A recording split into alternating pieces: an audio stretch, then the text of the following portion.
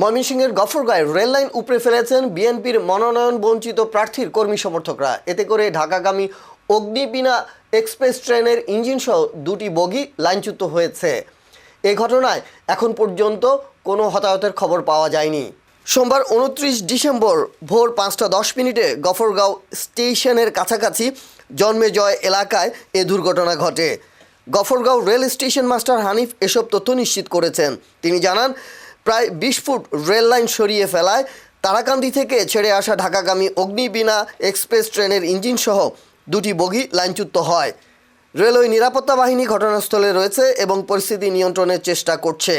উল্লেখ্য, শনিবার 27 ডিসেম্বর ময়মনসিংহ 10 গফরগাঁও আসনে বিএনপির দলীয় মনোনয়ন পান আখতারুজ্জামান বাচ্চু। এরপর বিষয়টি জানাজানি হলে মনোনয়ন বঞ্চিত নেতাকর্মীরা আন্দোলন শুরু করেন।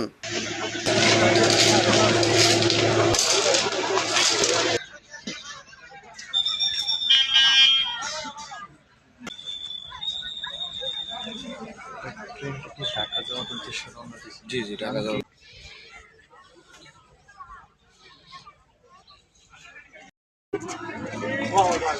আবার